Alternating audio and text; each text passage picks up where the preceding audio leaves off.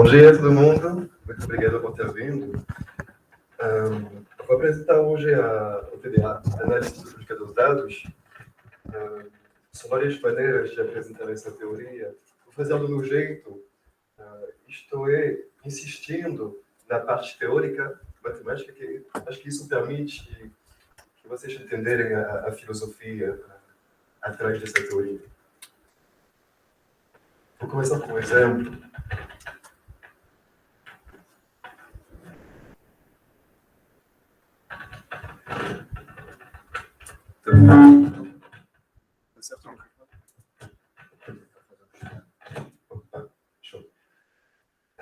Tem um artigo de 2011, muito interessante. Eles estudaram o câncer de mama. Então, uma doença bem complicada. Tem vários grupos de doenças dentro dessa doença. Para entender isso, eles fizeram o seguinte. Analisando uma paciente, eles conseguem obter variáveis genômicas, informações genômicas do paciente. Eles extraem 262 variáveis. Né? Então, desse jeito, podemos transformar um paciente num vetor do espaço euclidiano de dimensão 262.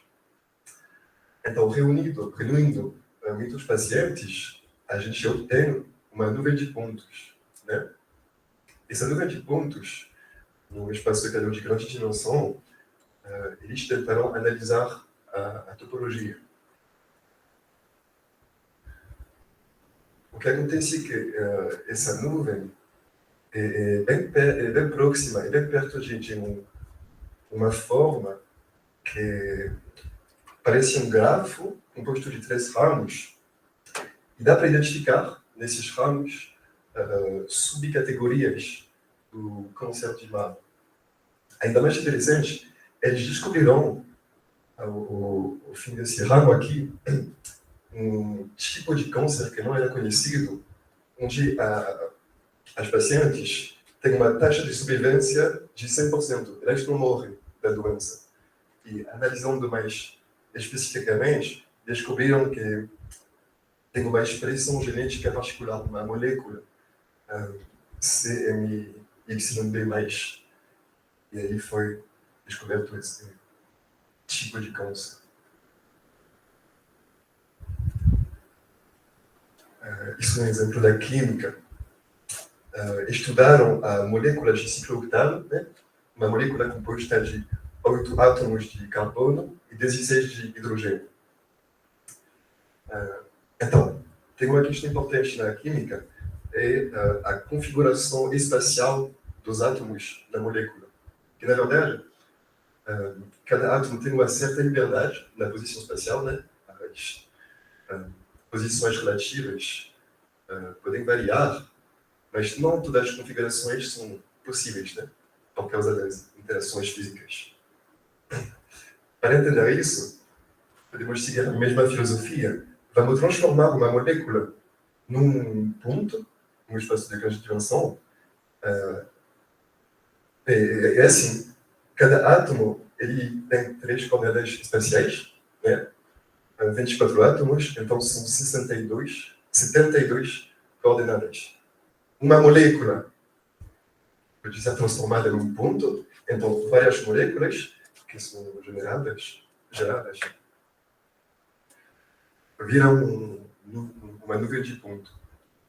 Bem interessante, analisando essa nuvem, eles conseguiram entender que é perto e próximo de um espaço bem legal, é a união de uma esfera e uma garrafa de clã.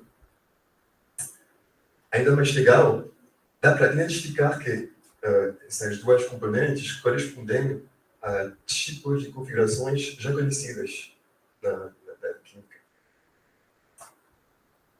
Então, isso é a primeira ideia do TDA.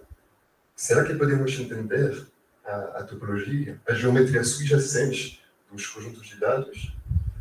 E será que podemos extrair informação interessante disso? É o que eu vou apresentar hoje. mas para falar rigorosamente de forma de topologia, vamos passar um tempinho na teoria. Então, as primeiras duas partes da palestra, nem falarei de TDA, será só topologia geométrica. Talvez vamos fazer uma pausa aqui e continuar a explicar exatamente como que funciona na prática o TDA. Terminamos com aplicações. Show?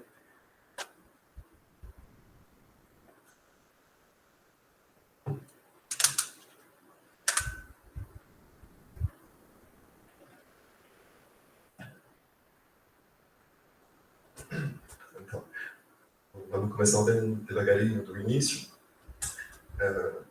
Na topologia, o protagonista principal é o espaço topológico.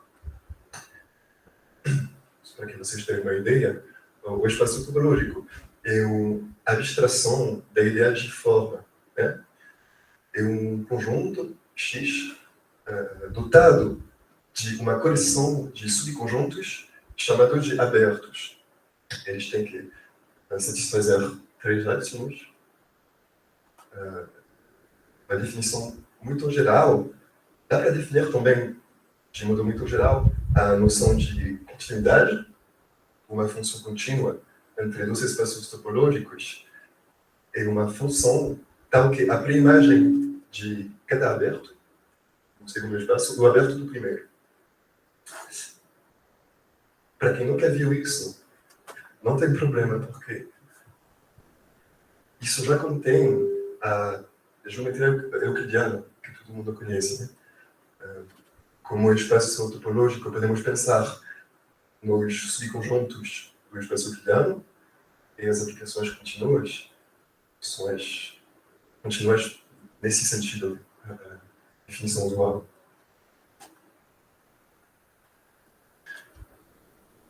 Aí eu coloquei uns espaços famosos, né? A esfera unitária, ela é definida em cada espaço euclidiano, e o conjunto de pontos de distância unitária, né? Da origem. Tem o cubo, que são os pontos de distância unitária também, mas para a norma sub. As bolas abertas, fechadas, isso são conjuntos bem simples de definir, né? Só que, em geral, a coleção dos subconjuntos, né, é enorme e não dá para descrever todos eles desse jeito, né, com uma definição linda e simples. Então, para tentar entender todos esses espaços, vamos tentar achar similaridades em comum, fazer corresponder espaços.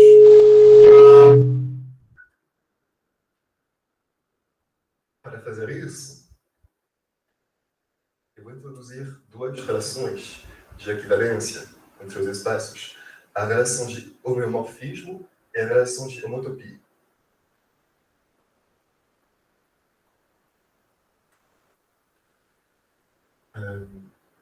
Isso é bem simples. Dois espaços topológicos, eu vou definir um homeomorfismo para começar. Um homeomorfismo entre dois espaços topológicos é uma bijeção contínua e de inversa contínua. Se existe um homeomorfismo, então eu digo que os espaços são homeomórficos. Exemplo, o círculo e o quadrado são homeomórficos. Né? Cada ponto do quadrado pode projetar no círculo no outro sentido também.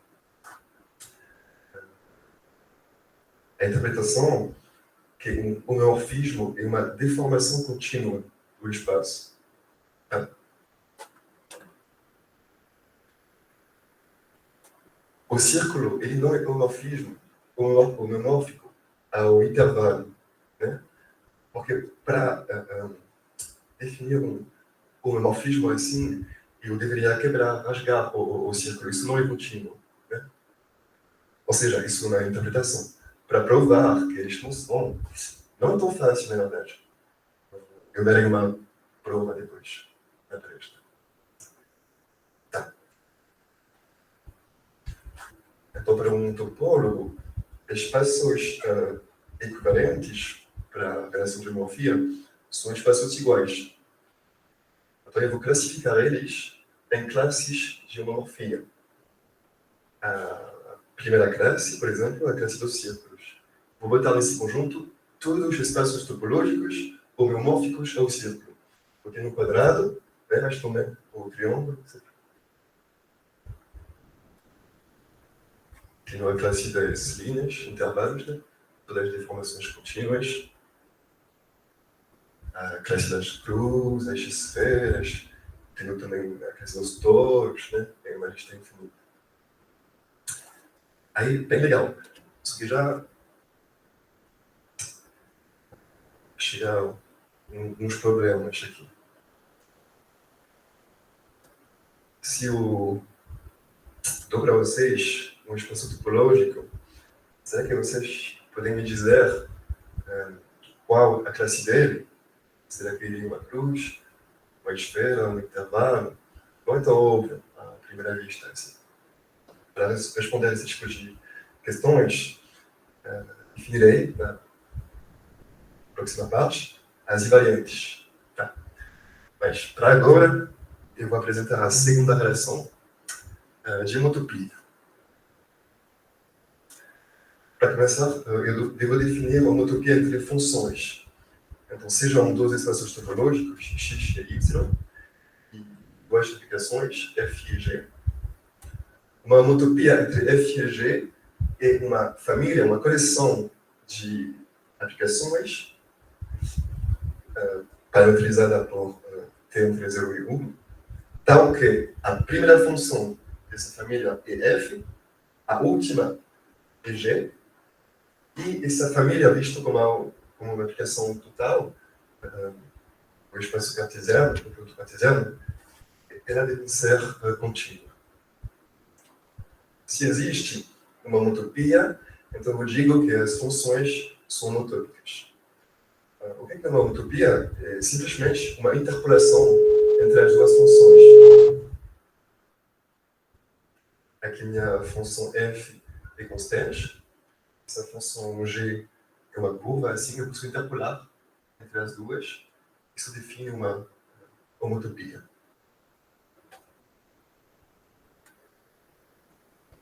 Agora, eu definir a equivalência de homotopia entre espaços topológicos.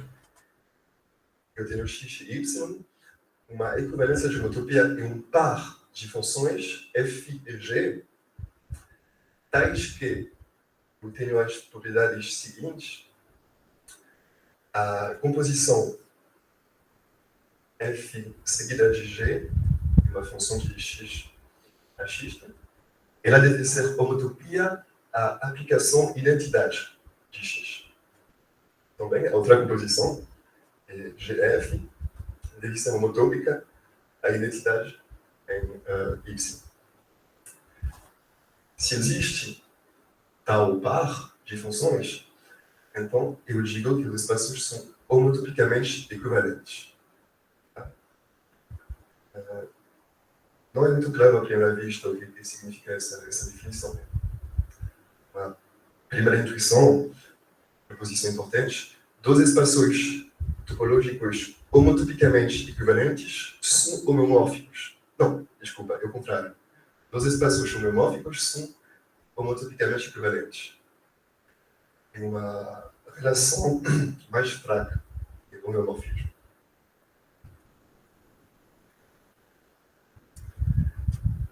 O que eu preciso fazer com essa relação de equivalência é deformar continuamente os espaços, né? Eles ficam homeomórficos, então também homotopicamente equivalentes, mas também, com essa relação, eu posso retrair pedaços dos espaços. Tipo, esse círculo com o ramo aqui, eu posso retrair o ramo. Aí, isso é permitido na relação de equivalência de homotopia. Também esse anel, o espessamento do círculo, eu posso retrair, né? E obter um círculo. uma linha, mesmo que seja infinita, não tem problema, só retrairá num ponto, ponto igual linha, por essa operação. A letra A é equivalente ao triângulo, e então equivalente a um círculo.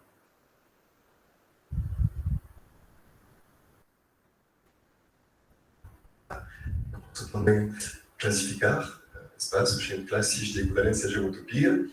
Tem a classe dos círculos, a classe dos pontos. Interessante que aqui, na classe dos pontos, já tenho a linha, a cruza, né? São classes maiores. Então, um pequeno exercício para vocês. Eu queria que vocês reparem espaços equivalentes pela relação de equivalência de homotopia nesse slide.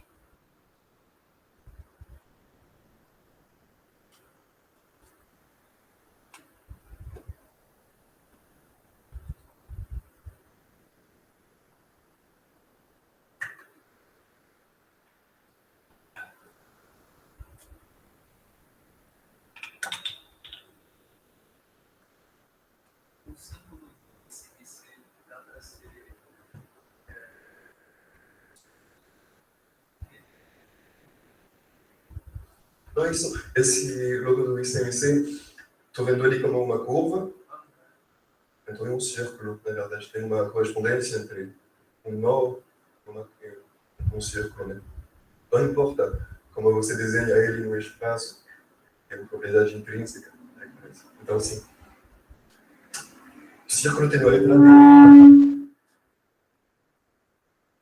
Então, já posso dizer que L e L são iguais. Né? A letra A também, né? E já mostrei que é um círculo. A letra F, E e C são pontos. Né? Eu posso retrair eles sem quebrar nada. Na verdade, as classes deles são assim. Os espaços triviais, os círculos, o B eles têm a união de dois círculos. O Botafogo aqui, eu posso retrair esse círculo interno e obter um círculo num outro círculo. Então são dois círculos desconexos. Aí um exercício para vocês podem verificar que o Flamengo, o SPFC, são uniões de círculos, só que ele tem um pontinho aqui. Não precisa adicionar.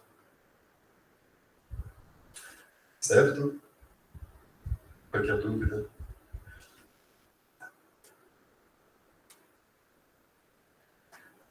Agora eu vou falar de invariantes. Vamos entrar na topologia algébrica, seguindo um nível de complexidade crescente. Vou começar devagar.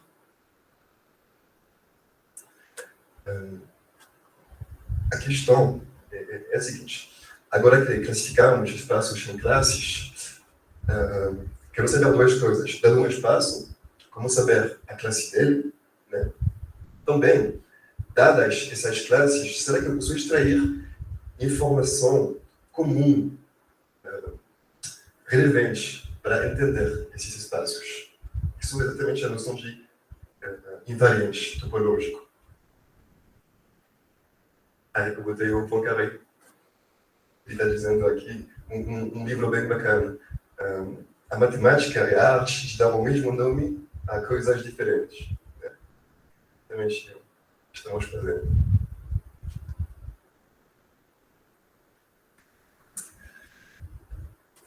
Primeiro invariante, componentes conexos. Então, o que é um espaço conexo? Um espaço topológico é conexo se qualquer par de pontos pode ser ligada por um caminho. Caminho em função do intervalo ATX, tal como o F0 é X, F1 é Y. Ele é conexo e não é conexo. Em geral, o que preciso fazer é, por qualquer espaço topológico, dividir ele em componentes conexas. E aí vou considerar esse número de componentes conexas. Ele tem 4 componentes. Né? E aí, eu escrevi essa propriedade muito importante de invariância. Se dois espaços topológicos são equivalentes, então eles têm o mesmo número de componentes conexas. Essa característica é conservada em cada classe. Consequência direta, se dois espaços são homomórficos, então eles são também homotopicamente coerentes e é conservado o número de componentes conexas. Já deu para fazer várias coisas com essa ideia. Por exemplo, posso usar ela para provar que dois espaços não são equivalentes. Tipo, esse intervalo 0,1 e a união de 0,1 e 2,3 não são equivalentes. Porque o primeiro tem uma componente, o segundo duas.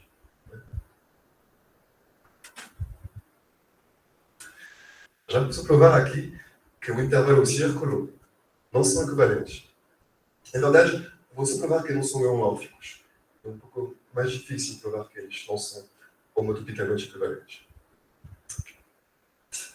Por contradição, eu suponho que existe um homomorfismo entre eles dois. Vou fazer o seguinte. Eu vou pegar um ponto, no intervalo, no interior, e tirar ele. Ele corresponde a um ponto do círculo, por esse homomorfismo, eu vou tirar ele também. Né? A restrição desse homomorfismo ainda é um homomorfismo entre o intervalo menos um ponto e o círculo menos um ponto. Mas aí, intervalo menos um ponto são duas componentes. E o círculo menos um ponto ainda é uma componente. Né? Isso é impossível. Contradição.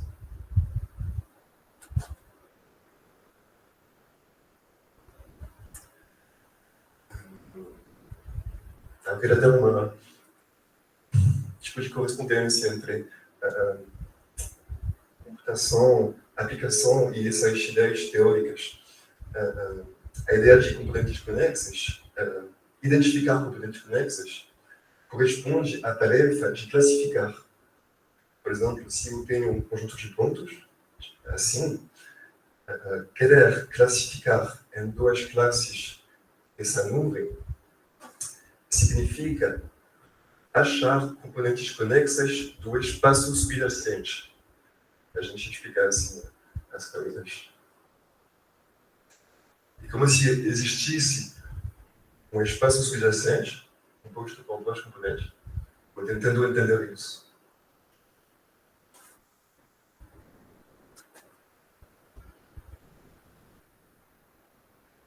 Tudo bom? Agora, característica de Euler. Eu coloquei os poliedros platônicos, né? E Platão aqui. Tem uma relação bem legal entre esses números de faces, arestas e vértices dos poliedros. Vocês já conhecem ou não? Ok.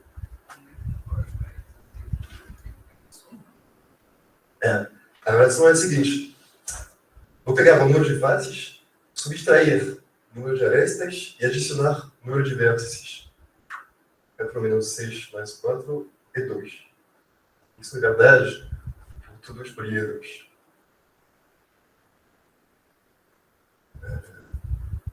Propriedade associada a Euler. Né?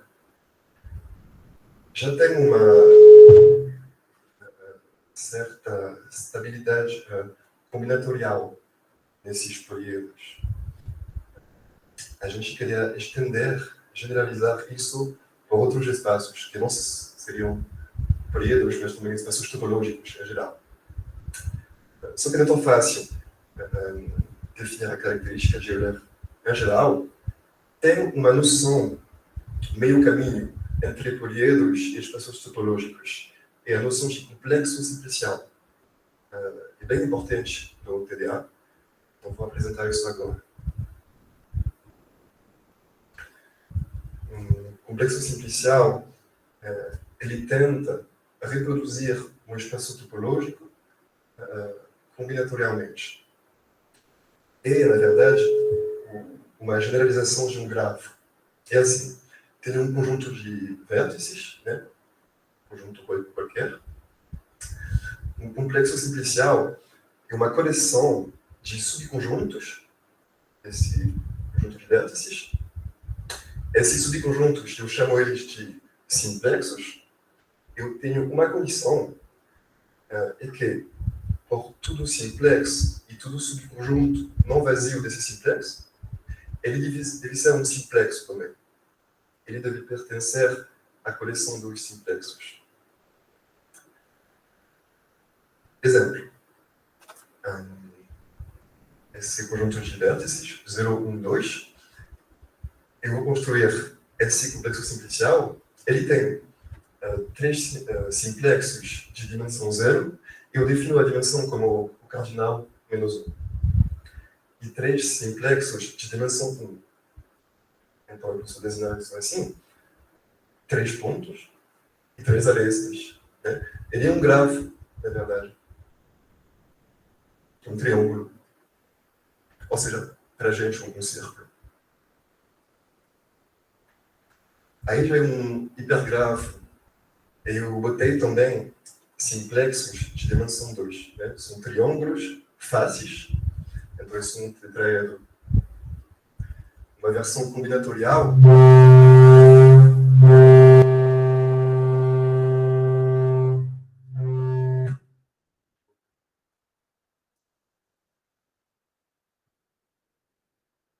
Uma versão combinatorial da esfera.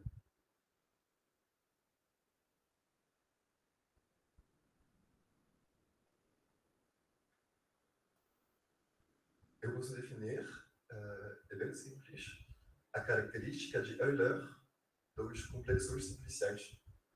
E essa equação aqui. Dado um complexo simplicial, eu vou calcular a soma alternada do número de simplexos de cada dimensão. Né? No caso do poliedro, é exatamente a definição que eu dei precisamente, né? Vértices menos arestas mais fáceis. Então, nesse caso, a gente já... Isso a gente já viu, né? No caso do triângulo, a característica dele é 3 menos 3, é 0.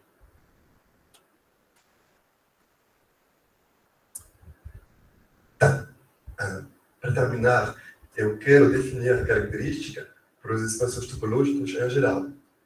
Para fazer isso, vamos associar um espaço topológico a um complexo simplicial. Esse processo é chamado de triangulação. Porque um complexo simplicial, ele já tem uma topologia, na verdade. Podemos ver ele como um subconjunto do espaço euclidiano, então é um espaço topológico. Uma triangulação de um espaço topológico é um complexo simplicial homeomórfico a esse espaço. Então, ele é uma triangulação do círculo e ele é uma triangulação da esfera. Eu vou definir a característica de um espaço topológico como a característica de uma de suas triangulações. Precisamos aqui verificar que a característica não depende da escolha da triangulação. Né? Isso não é fácil, mas vamos aceitar isso hoje. Tá. E aí, posso dizer que essa característica de Euler é um invariante topológico, ou seja, dois espaços homotopicamente equivalentes têm a mesma característica. Eu posso usar isso para comparar espaços. Em particular, dois espaços de características diferentes não podem ser equivalentes.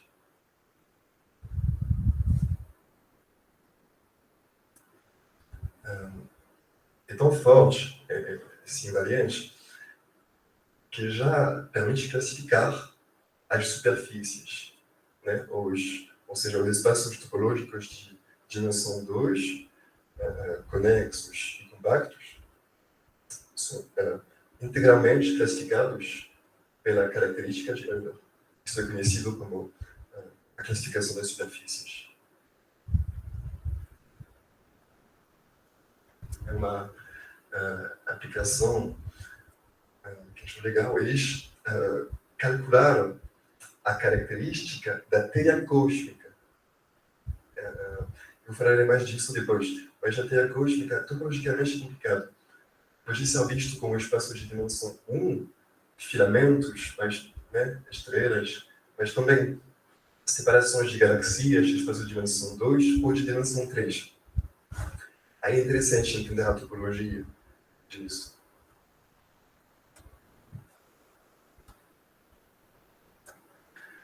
Agora, números de bits. Invariante, ainda mais poderoso, ainda mais forte. É assim, dado um espaço topológico, eu posso definir uma sequência de números, chamados de números de bits, uma sequência infinita, assim, beta 0, beta 1, etc. Eu vou definir eles depois. Né? Tudo isso é baseado na topologia. Esses números têm uma interpretação bem legal em termos de topologia. Então aqui coloquei 5 expressões topológicas. Eu escrevi os números de bits. O primeiro número ele é exatamente o número de componentes conexas. Né? Uma, duas, não, uma ainda, subgrupados, e duas. O bit 1, ele é o número de buracos. Né? Um buraco é tipo um círculo. Círculo tem bitinho de 1, dois círculos tem bitinho de 2. A esfera, ela tem um buraco de dimensão 2. A gente fala de vazio. Isso é que tem um vazio. Tá. Coloquei os números de bit de todo aqui. O primeiro, o beta 0, é 1, porque o todo é conexo. O beta 2 é 1, porque tem um vazio. Né? E o beta 1, interessante, vale 2, porque são dois buracos, na verdade, no todo. Buracos independentes.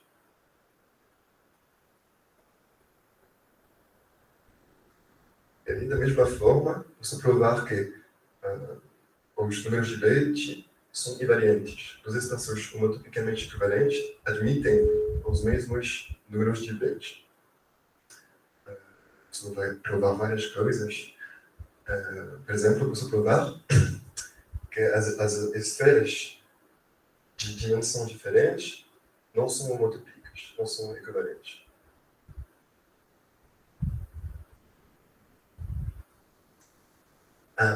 Coloquei também uma prova aqui do teorema de invariância de domínio de Brouwer. Um teorema bem importante. Dá para provar esse teorema em 5 linhas, usando tudo isso. Vou mostrar, é bem legal. Queremos provar que os espaços euclidianos Rn e Rn não são homomórficos quando não forem iguais as dimensões. Vou fazer como eu já fiz antes. Vou considerar o homomorfismo e quero chegar numa contradição. Ideia igual, eu vou tirar um ponto do primeiro espaço e tirar também o ponto correspondente do segundo.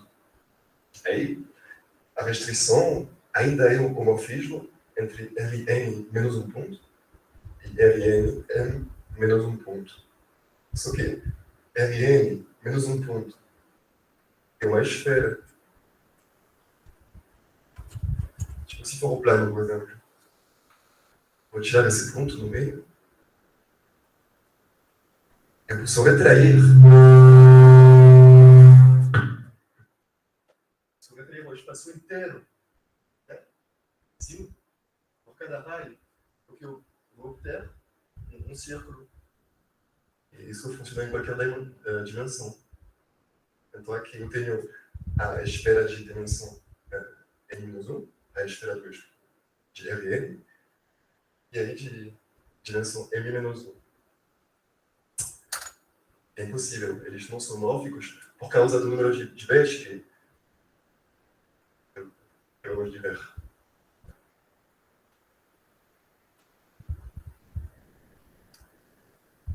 Isso é uma aplicação dessas ideias que já leva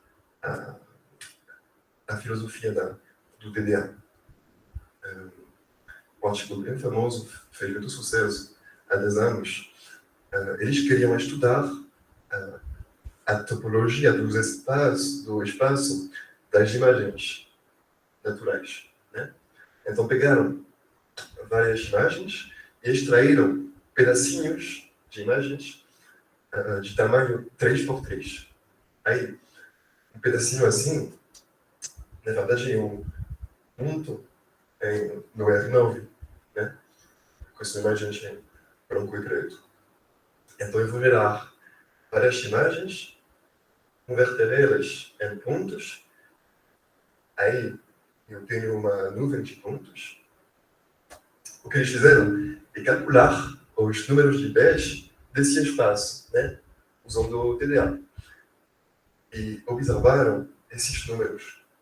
1, 2, 1 e 0. Né?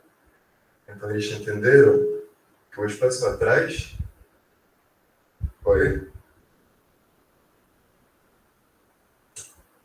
uma armadilha. Na verdade, não é o touro, é a garrafa de cão. Né? E o problema também com os invariantes, às vezes, espaços não equivalentes admitem invariantes iguais. Né? Mas como uma análise mais refinada, eles provaram que perto de uma garrafa de cão.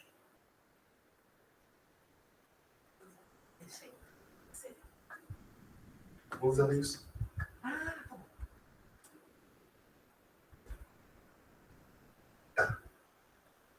Última invariante, homologia. Homologia já contém todos esses que eu apresentei. Fica assim.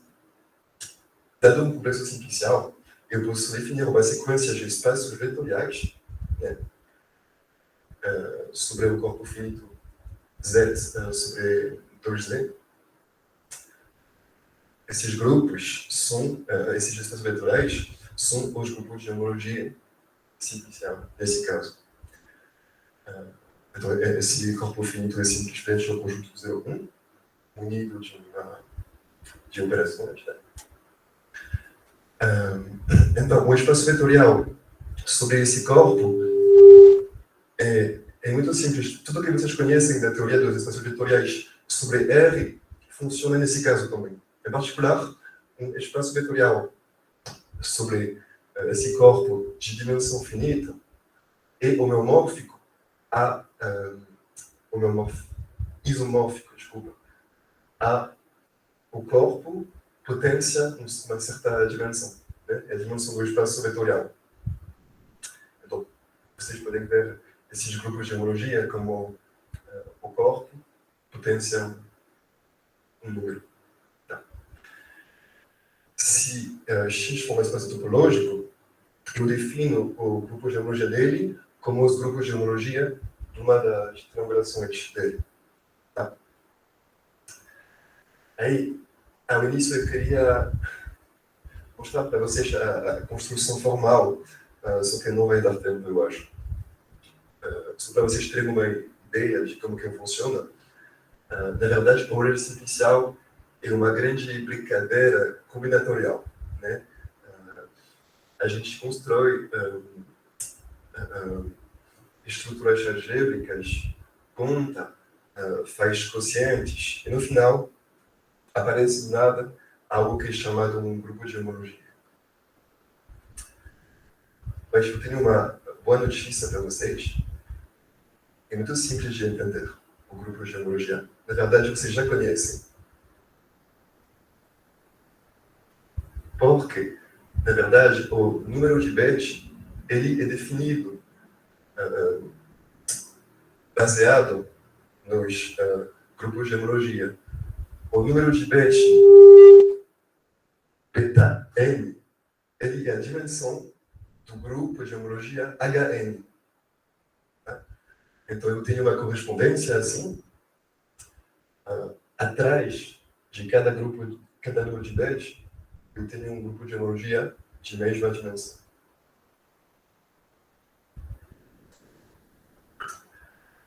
Então, qual é o interesse de definir grupos de homologia se já é contido nos números de bits, né? Porque são espaços vetoriais. E tem uma propriedade muito importante que dá para definir só ao nível dos espaços vetoriais. É a propriedade de funcionalidade. Isso é uma noção de teoria das categorias, né? Porque, na verdade, a homologia HI permite transformar um espaço topológico num espaço vetorial, né?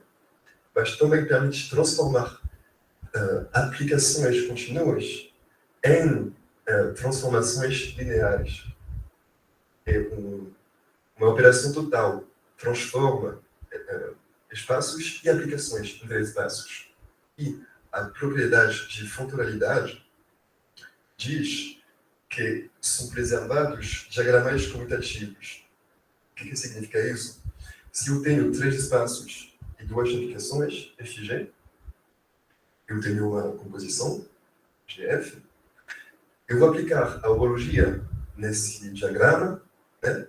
Eu tenho 3 espaços vetoriais, 3 transformações lineares, e vale essa equação. A transformação da composição é igual à composição das transformações. Né? Tem uma certa coerência na homologia. Isso vai ser muito importante para a gente para definir homologia persistente.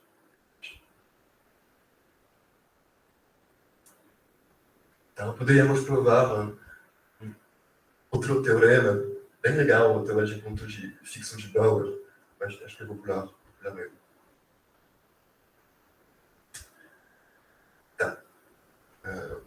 Ilusão temporária, para resumir tudo o que vimos.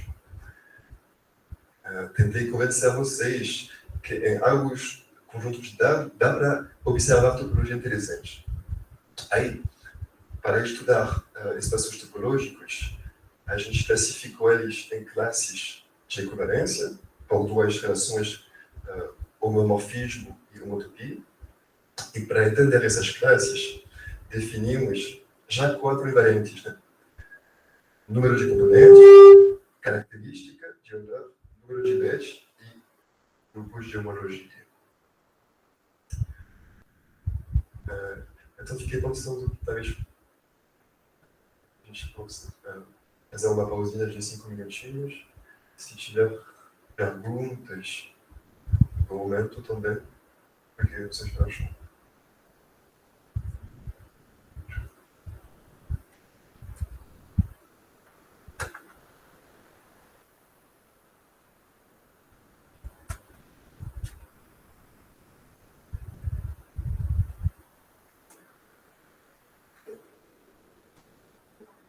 Eu não sei se é uma pergunta, se é mais uma discussão.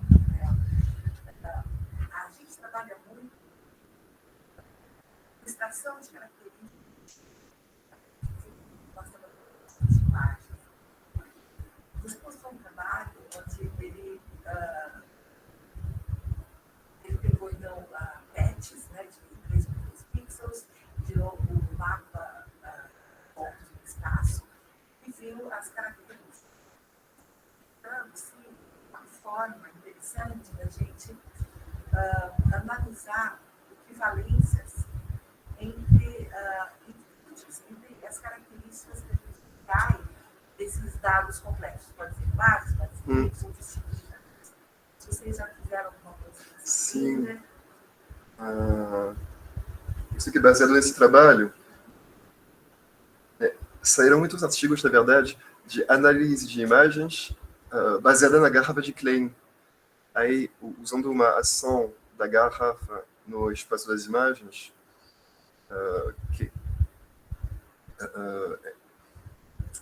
uma questão de rotação e de permutação das imagens. Eles conseguem criar algoritmos de classificação, de análise. Não sei muito em detalhes, mas foi usado essa ideia do projeto subjacente. Uma coisa interessante que a gente trabalha com a organização dos dados em bases, né? Então, por exemplo, você tem, às vezes, extratores que são muito caros pelos computacionais. Você pode usar outros que seriam equivalentes que te apresentariam mais ou menos o mesmo. Tipo de estudar features? Isso, features. Muito interessante. Eu nunca tinha pensado por esse ponto. Muito legal. Não, é uma hipótese bem conhecida, sabe? Tipo, a variedade das imagens. Sempre tem essa ideia na análise de imagens que tem um espaço subjacente de todas as imagens, tipo, classificação, a gente vai ficar na componente do cachorro, ou na componente dos gatos, sabe? Eu darei um outro exemplo no final de análise de imagem, bem legal.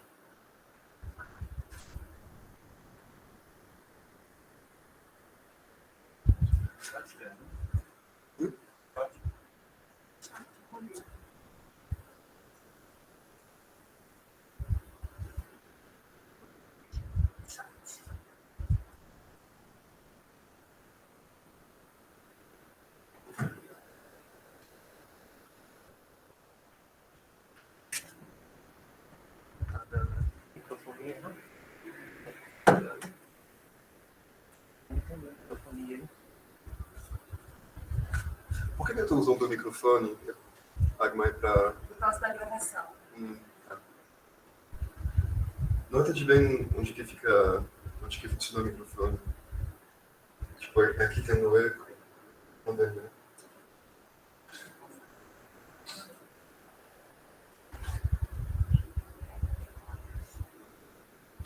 Traz dúvidas?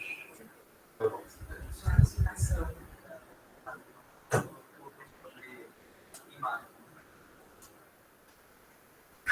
Uma das possibilidades, então, seria tentar encontrar, tentar modelar os problemas do espaço topológico, e aí, se a gente conseguir encontrar esse espaço, a gente pode fazer escolhas espertas, por exemplo. Algoritmos que a gente são muito caros, fazer um hiperplano, um espaço de exação e tal. Mas eu sei que a partir daquela modelagem dos dados, tipo, aqueles patches, né? Eles são tipo uma camada de convolução de uma rede neural, né? Eu sei que depois que eu passar uma rede neural, né, em cima da minha imagem, eu sei que aquela informação vai estar contida numa garrafa de plástico. E aí eu posso usar variedades, né, diferenciais, tal, para conseguir fazer algoritmos de classificação mais eficientes naquele espaço. Essa é a ideia. Mas eu não ideia com esse conservador de Marma, o início, né? Tipo, a análise foi feita, na verdade, no espaço subjacente, né? Entendendo isso, ajudava para a análise. Esse é um artigo do direito. Como é que foi que eles conseguiram encontrar aquela ramificação mesmo? É um algoritmo chamado de mapper. Ajuda a entender a topologia unidimensional dos dados, fazer um gráfico.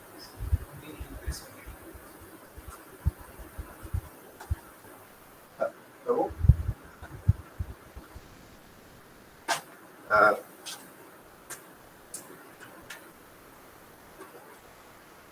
A segunda parte vai ser mais levinha, não vai ter tantas definições.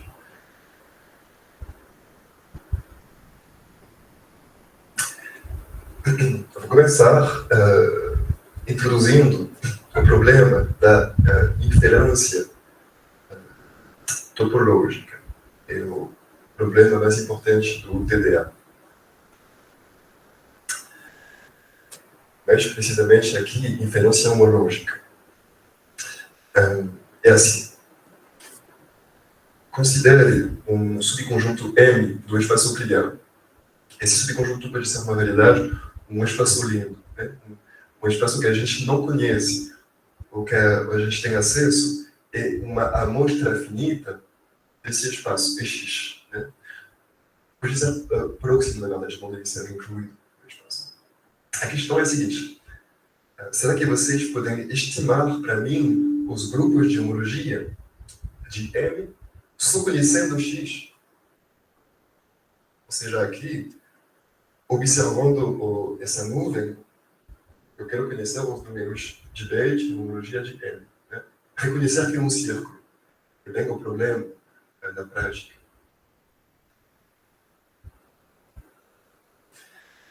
Então, uma ideia básica seria de já calcular os grupos de homologia de X, né? Isso aqui é muito decepcionante. X é um espaço discreto, né? Então, os números de Bethe dele são assim. Beta 0 é 30, o número de pontos, ou seja, o número de componentes conexas, e não tem mais topologia, né? Porque é discreto. Então, isso não funciona. O que vamos fazer é o seguinte. Acho que eu vou perto. Direção da caixa.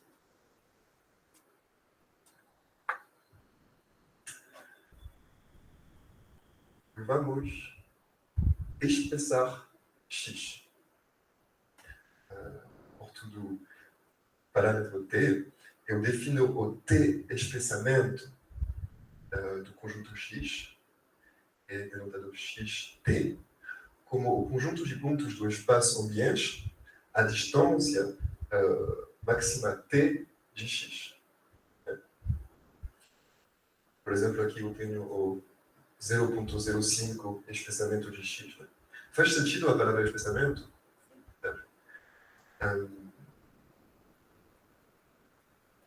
Isso é o 0.1 expressamento, 0.2, 0.3.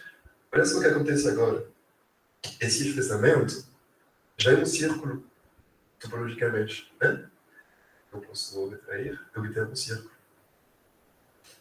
0.4 ainda é um círculo. 0.5. Até 0.9, ele já, as bolas juntaram no meio. Então, uma grande bola é um ponto topologicamente. Mas o que aconteceu é que tem uma faixa de valores, de parâmetro, onde a gente tem um círculo. Então, para estimar a homologia de M, é só encontrar esse parâmetro e calcular a homologia dos espessamentos. Isso o programa. Primeira questão, então, como selecionar esse parâmetro? E segunda questão, tendo o parâmetro, como que eu posso calcular os grupos de homologia? Tá? Então, primeira questão. Para fazer isso, preciso de uma noção, a distância de Hausdorff. É uma distância entre subconjuntos compactos do espaço euclidiano. Dado x e y, eu defino a distância entre eles assim. Né? Tem outra versão dessa definição que dá mais para entender, eu acho.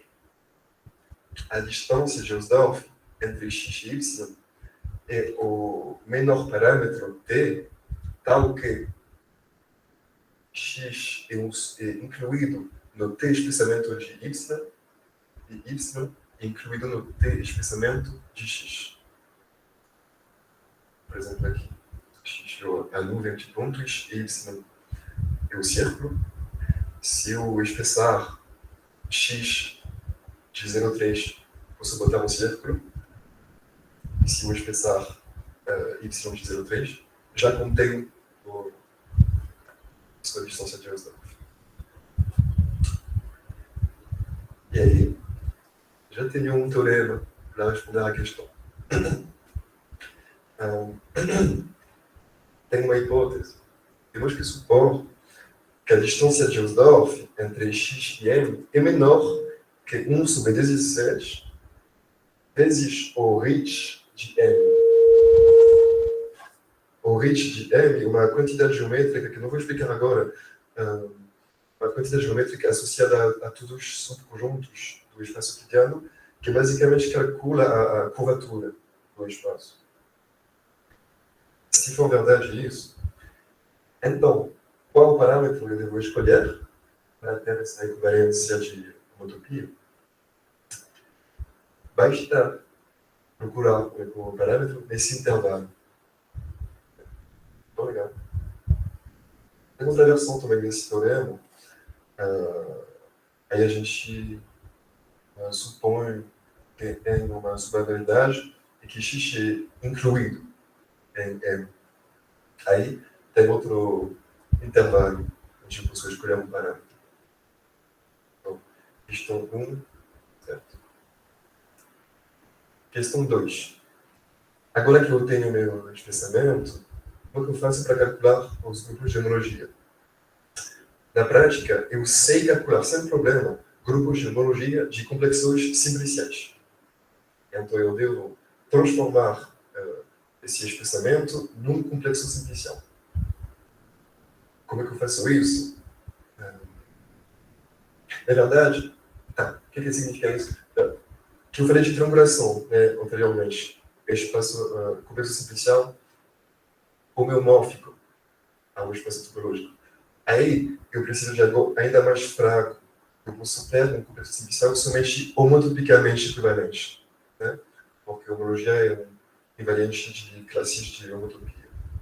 Por exemplo, posso triangular meu círculo, um quadrado assim, mas posso triangular fracamente esse complexo simplicial. Para fazer isso, eu vou usar a noção de nervo. A definição é assim: seja um espaço topológico, X, e uma cobertura de X. Ou seja, uma coleção de subconjuntos que cobram o espaço. Aí eu vou definir um complexo simplicial assim. Esse complexo simplicial, o conjunto de vértices, é o conjunto de subconjuntos da cobertura. Vamos imaginar como se cada elemento da cobertura fosse um vértice. E eu vou botar simplexos entre vértices se tiver uma interseção entre os subconjuntos da cobertura. Por exemplo, aqui, o meu espaço topológico é um círculo e eu tenho 4 subconjuntos para cobrir. Então, o meu complexo simplicial, o meu nervo, tem 4 vértices. Aí, eu tenho uma interseção. Então, vou botar uma aresta. Aí também. Não tem mais interseção entre subconjuntos, então é isso. Meu nervo é esse quadrado. Já podem perceber que é um círculo. Né? Outro exemplo, como é o espessamento, na verdade, ele é uma coleção de bolas, né, de discos. O espessamento já tem uma cobertura natural. Então, eu posso construir um nervo dessa cobertura. É interessante que eu tenho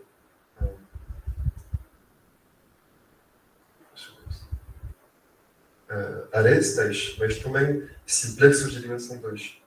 É porque eu tenho interseções entre 3 conjuntos, mesmo entre 4 aqui. Esse é o espessamento de um parâmetro maior. O que acontece é que o nervo vai crescendo. Chegam mais simplexos de dimensão maior. Aí é um círculo, né? Isso é um teorema. É o teorema do nervo. Eu gosto muito dele.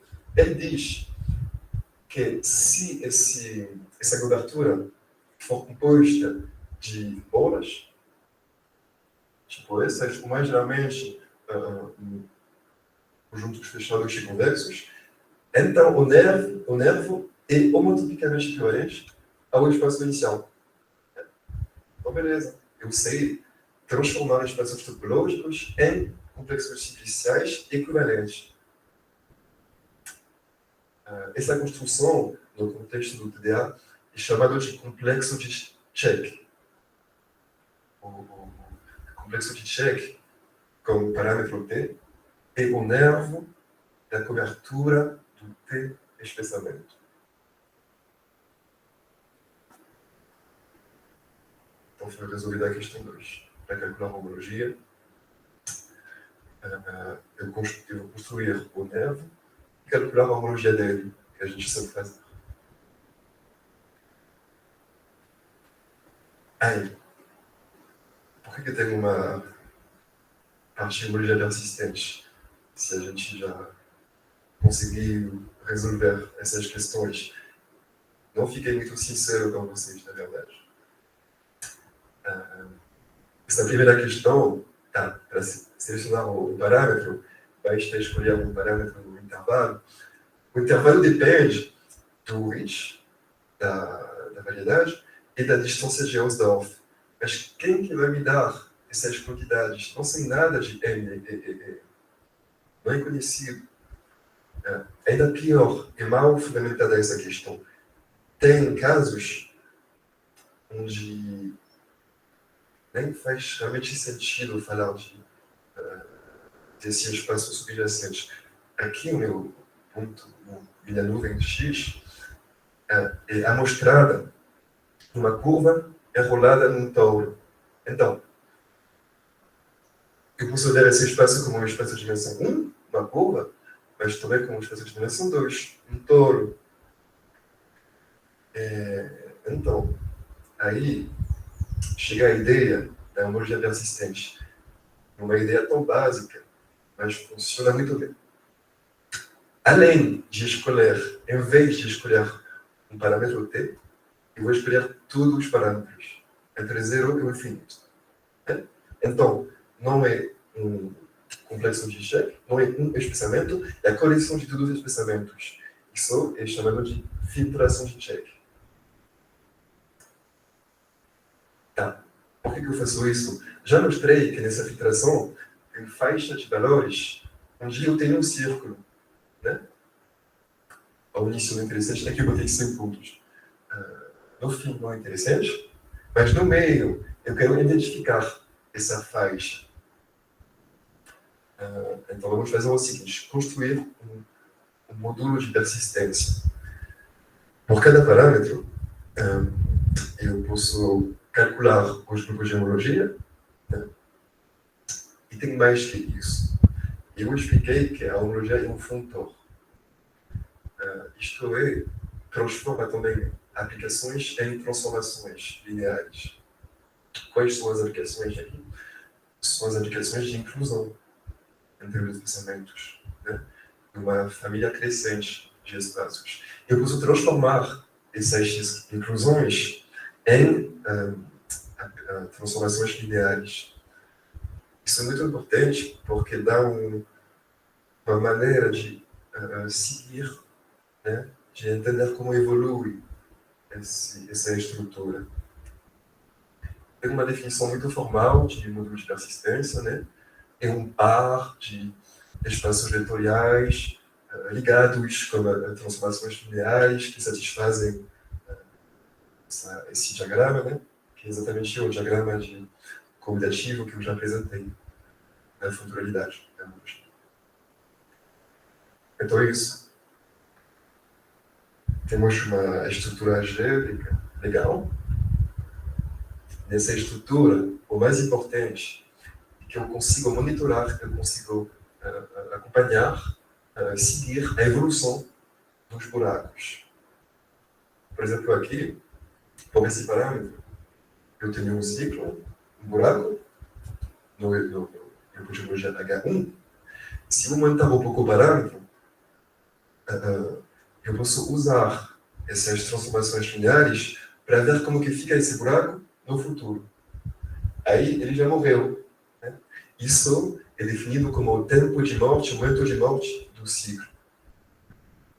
Da mesma forma, olhando ao passado, eu posso definir o momento de nascimento do ciclo. A persistência do ciclo, do buraco, e a diferença entre os dois tempos. Outro exemplo, esse grande buraco, grande ciclo, demora muito para morrer. Na verdade, ele morre no fim da filtração, quando é um grande bolo, né? Ele persiste muito. É isso que importa para a gente no TDA. Identificar ciclos com grande persistência. Porque vamos dizer que um ciclo com grande persistência é uma propriedade intrínseca do espaço e um ciclo com curta persistência é ruído. A gente fala de ruído topológico. Né?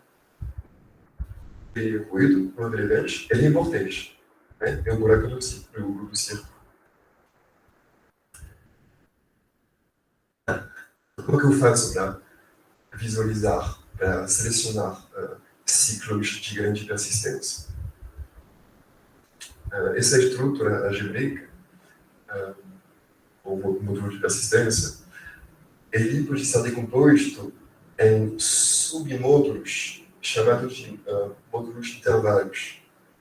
São módulos básicos. Né? Essa decomposição é única. Igual a qualquer teoria de álgebra na matemática, né? A gente decompõe esses.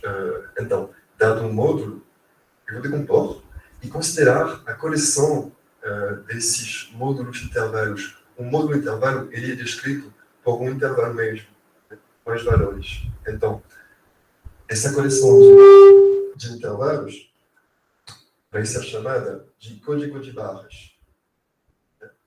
Todo módulo de persistência é associado ao código de barras e eu posso representar graficamente essas barras. É assim, né? O código de barras tem muita informação. Vou mostrar uma animação para vocês.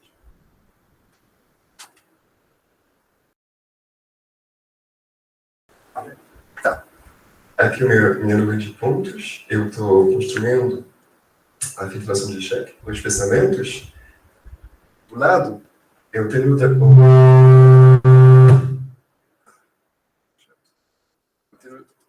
diagrama de persistência. Então, o que acontece? Para ler o código de barras, preciso imaginar que quando evolui o tempo, anda uma barra assim vertical. Eu posso pausar quando eu quiser o diagrama. No código, eu posso ler a homologia do espaçamento nesse momento. Né? Aí a homologia, para ler ela, eu preciso ver o número de barras nesse momento. Aí, H0 e H1. Tem uma barra vermelha, uma barra verde. Ou seja, beta 0 vale 1, beta 1 vale 1. Né? A homologia de um círculo.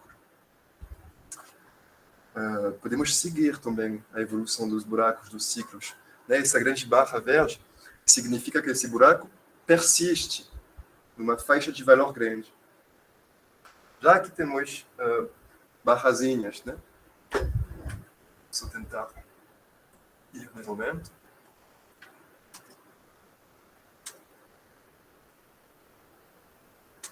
Por exemplo, aqui.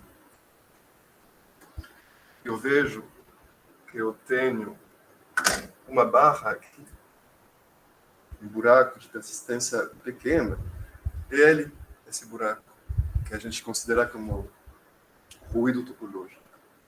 Então, para entender o código de barras, quem é familiarizado, quem conhece TDA, vai olhar primeiro para as barras grandes, né? E dizer, tá, um diagrama assim, um código de barras, indica que eu tenho um círculo.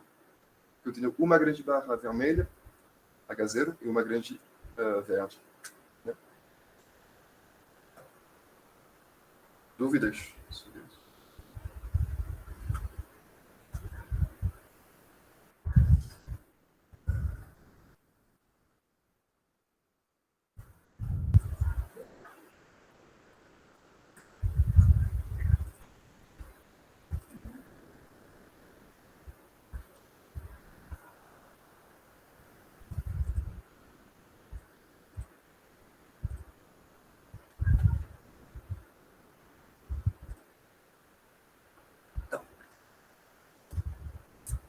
complexo. O objeto mais importante do TDA, né? Código de barras. Tem outra representação do código de barras que é muito usado também na prática, é o diagrama de persistência. Além de, em vez de desenhar barras, eu vou transformar barras em pontos, né? Uma barra é um par AB, eu posso representar o ponto AB. Né? Isso é chamado de diagrama de persistência. Na comunidade, eles preferem, na verdade, essa representação porque é mais compacta. Eu não gosto tanto, acho mais visual aqui, né? Cada um.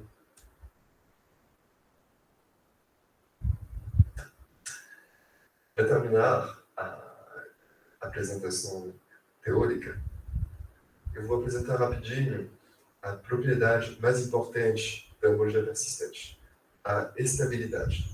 É a propriedade que faz que a gente pode confiar nos resultados do TDA. O que aconteceu? O nosso problema era o seguinte: não tenho o espaço de verdade, eu tenho só uma amostra do espaço.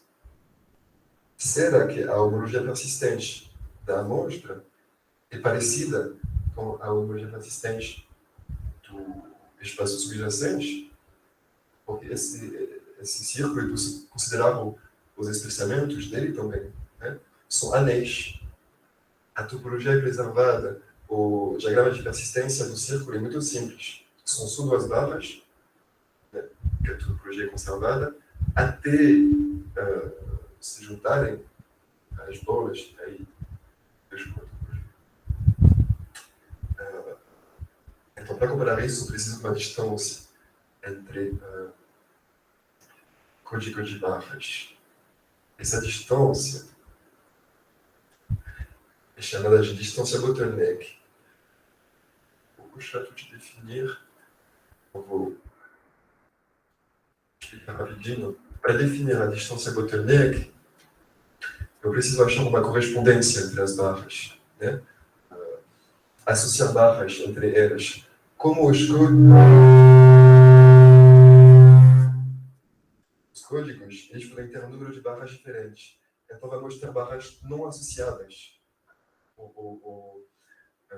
Eu posso definir o custo de uma correspondência como o tamanho das barras não associadas e também a diferença entre as barras associadas. Tá. Deixa eu mostrar uma imagem assim melhor. Como é que eu faço para calcular a distância bottleneck entre esses dois códigos? Eu vou associar essa grande barra com essa grande barra. Eu vou calcular a diferença entre as extremidades das duas barras. E essa diferença eu vou chamar de distância bottleneck entre os códigos, né? Então, a distância bottleneck indica a melhor correspondência que eu posso fazer entre os dois códigos.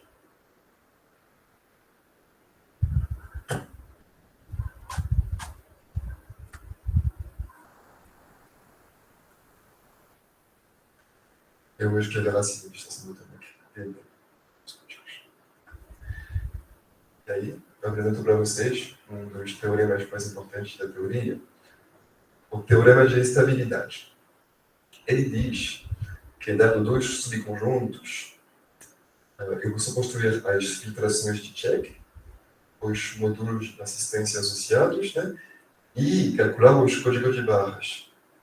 Nesse caso, a distância bottleneck entre os códigos é menor que a distância de Hausdorff entre os subconjuntos, né? Eles são próximos, então os códigos são próximos também. Significa que, mesmo que não tenha acesso ao círculo inteiro, mas só uma amostra próxima, eu consigo estimar a homologia persistente do círculo. É a hipótese que a gente faz na prática. Quando a gente usa a homologia persistente numa nuvem de pontos, A gente pensa que já é uma amostra de um espaço subjacente que contém topologia interessante. Na verdade, tudo isso é para provar esse resultado melhor trabalhar ao nível algébrico. E tem outra distância, a distância de processamento. É muito interessante. Se vocês quiserem, podem dar uma olhada, bem legal. Tá. Tenho umas aplicações para mostrar. Não, eu tenho quanto tempo? Já foi? Não, 15. Não precisa de 15. 10 minutos.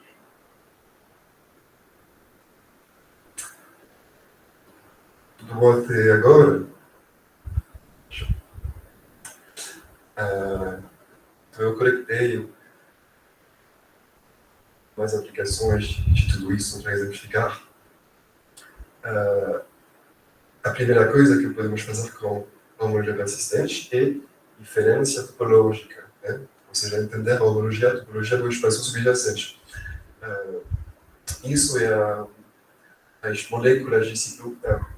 Eu falei ao início que eles descobriram que eram próximos de um espaço composto por uma esfera e uma garrafa de clã.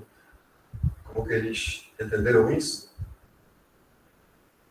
Calcularam a homologia persistente dessa nuvem e tiveram esses códigos de barra. E o que vemos? H0, H1 e H2 são 4 barras bem persistentes, né? Uma componente conexa, um ciclo e 2 vazios. Na verdade, isso é exatamente a homologia desse espaço. Ela é uma indicação, né, para entender essa topologia.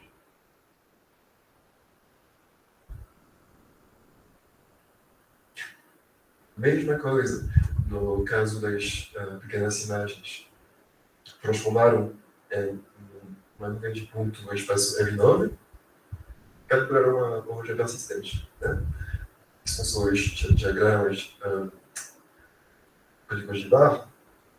E aí, tem uma componente conexa, 2 buracos e um vazio. Isso é a homologia da garrafa de clã. Outro exemplo, isso é um artigo que fez muito sucesso esse ano. É a topologia dos grid cells, né? São as neurônios. Eles acham que são neurônios muito importantes para a localização espacial, né, da gente. O que eles fizeram? Registraram spikes, né, das células. E mergulharam esses neurônios, baseado nos spikes, num espaço euclidiano, né? Então, cada neurônio, cada grid cell se torna um ponto. Aí, a topologia desse espaço é a topologia de um toro. Então, todo mundo ficou muito feliz, porque era já uma hipótese, uma ideia nessa área que tem uma certa topologia de touro escondida atrás da localização espacial. Dá para ver bem claro que eu E isso foi visto nos diagramas de persistência. Tá. Mas não é só isso, entendeu? Essa ideia de pegar todos os parâmetros permite fazer uma análise multi-escala. Isso é bem importante. Tem, igual essa curva do Tauro, né? São 2 escalas. A gente pode fazer isso na teia cósmica. Já expliquei que são 3 comportamentos diferentes que valem a pena estudar vocês. Podemos fazer a homologia persistente das estrelas, né? Tem toda uma questão de como se forma a teia cósmica, de qual é o mecanismo, as forças. Modelizar isso não é fácil. O que eles fizeram? Estudaram diferentes modelos de interação das estrelas simularam, calcularam a homologia persistente e compararam isso com a teoria acústica de verdade, né? Para verificar a qualidade dos modelos.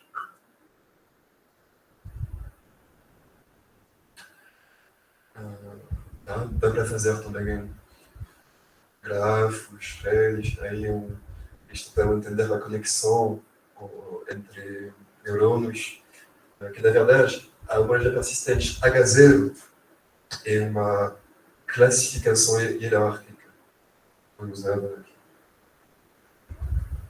aqui. Aí eu trabalho com o Claudio Rogeon, a gente estuda grafos temporais. Grafos temporais é basicamente uma coleção de grafos, eles representam um fenômeno contínuo, né, ao longo do tempo. É uma questão saber analisar eles, saber representar eles. Só que, sendo uma coleção de grafos, não dá para aplicar diretamente o homologia persistente, né? Não é um grande ponto. O que podemos fazer é usar outra construção do TDA, é a filtração zigue-zague. Eu faço o seguinte: por cada par de grafos consecutivos, G0, G1, eu vou construir o grafo união. Provavelmente G1, G2, eu tenho o grafo união, G2. Aí, não é uma filtração crescente assim, é uma filtração zigue-zague.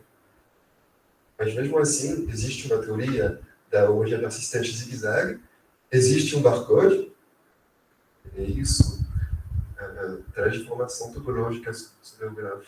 Usamos isso também para visualizar esses grafos temporais. É legal. Uma palavra sobre machine learning. Tem muito trabalho também sobre como implementar homologia persistente no machine learning, que não é óbvio. Um código de barras, ele não é um vetor, né? Ele é um conjunto de barras. Então, para poder usar técnicas usuais de análise de dados, tem que vetorizar o código, ou pode usar o kernel trick, né? Definir um kernel entre códigos. E desse jeito, tem várias propostas de kernel. Desse jeito, a gente pode usar algoritmos clássicos, SVM, PCA. Vocês podem implementar também códigos de barras em redes neurais, né? Há 2 anos eram 2 propostas, mas que hoje, em 2022, já são várias.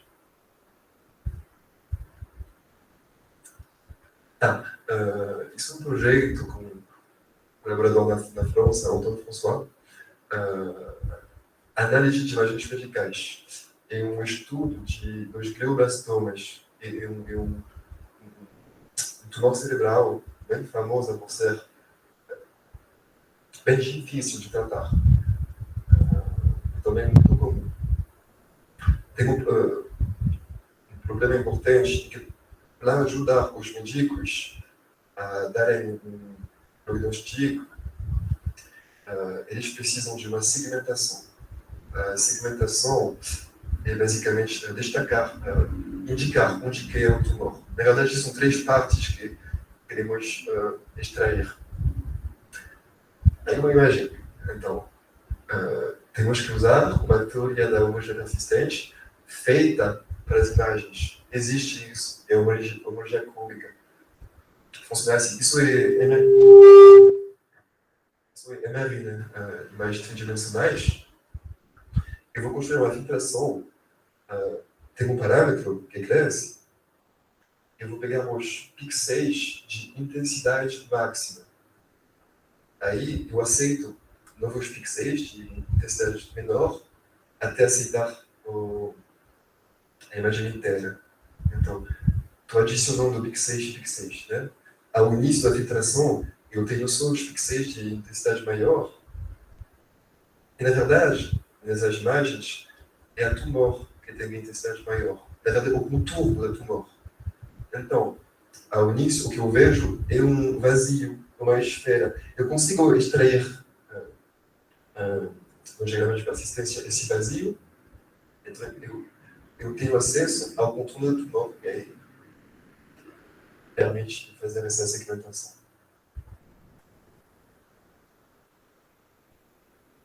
Acho que é a última. Exemplos bem legais de classificação de pontos que podemos fazer com o TDA. É bem impressionante. Nesse artigo, eles criaram um algoritmo de classificação que leva em conta a topologia. Isso é o conjunto de pontos iniciais, né?